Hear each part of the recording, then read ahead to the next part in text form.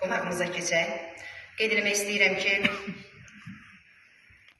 bütün bu görülən işin, bu möhtəşəm işin arxasında çox böyük bir əziyyət dayanıbdır. Həm Azərbaycan, həm də Türkiyə yazarlarının bircə ərsəyə gətirdiyi bir şəhid, bir hekayə, bir şeir kitabının Azərbaycan üzrə koordinatorları, dəyərli yazarlarımız, həm də həkim yazarlarımız Namiq müəllim və İlhamə xanım Müslümovlar buradadır. Biz məmnuniyyətlə onları dinləyək. Böyük keşməkeşli yollar keçiblər, çox əziyyət çəkiblər. Artıq hardasa bir ilə yaxın idi ki, biz bu yoldaydıq. Buyurun, sizləri dinləyək.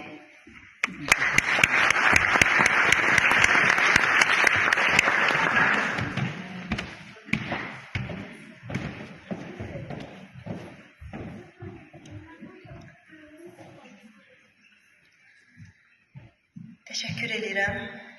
İlk öncə bu möhtəşəm tədbirin əsas səbəbkarları olan, qəhrəman oğullarımızı dünyaya gətirən, böyüdüb, boya başa çatdırıb, vətənə qurban edən şəhid ailələri başda olmaqla, vətən üçün sağlığından, sağlamlığından keçən dəyərli qazi oğullarımız, qazi qardaşlarımız olmaqla, bugünkü tədbirə ev sahibliyi edən təşkilatçılar və bütün iştirakçıları, eyni zamanda hamımızın timsalında bütün Naxçıvanı salamlayıram.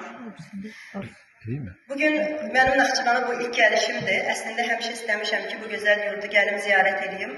Qismət bugünə imiş və bugünkü iştirakımızın belə möhtəbər bir məkanda və möhtəşəm bir tədbirdə şəhid adı səbəbilə olması da bir başqa qürur və sevinç verir.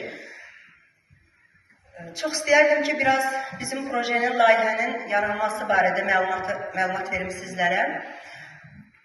Biz hər ikimiz yazarıq və düşünürəm ki, əlində qələmi olan hər kəs öz ədəbi yaradıcılığında mütləq şəhid mövzusuna, vətən mövzusuna, patriotik mövzulara yer verməlidir və bizim də hər birimizin digər yazarlarla birlikdə həmişə yaradıcılığımızda şəhid mövzusu əsas yer tutub.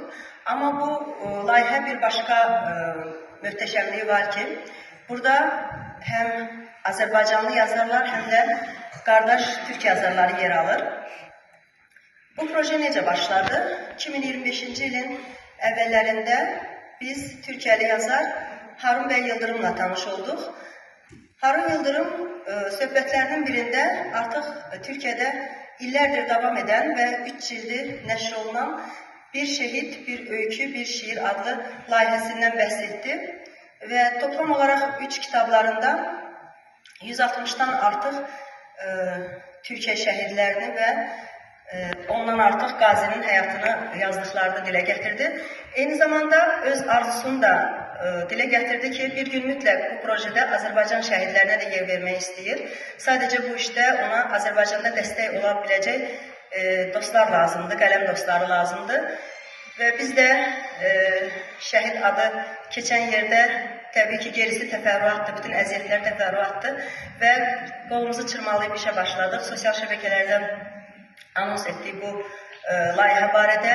Tezliklə yazarlar, bizim yazarlar da bizə qoşuldu. Toplam olaraq 59 yazarımız, 33 Türkiyəli yazar və 26 Azərbaycanlı yazar bu projədə iştirak elədi və ümumilikdə 62 şəhidimizin həyatı bu kitabda tərənnüm edilir. Bu kitab bu projenin 4-cü kitabıdır. 62 Azərbaycan şəhidinə həsr olunmuşdur. İstərdim ki, layihənin gedişatı barədə Namiq müəllimdən bəzi məlumatlar versin.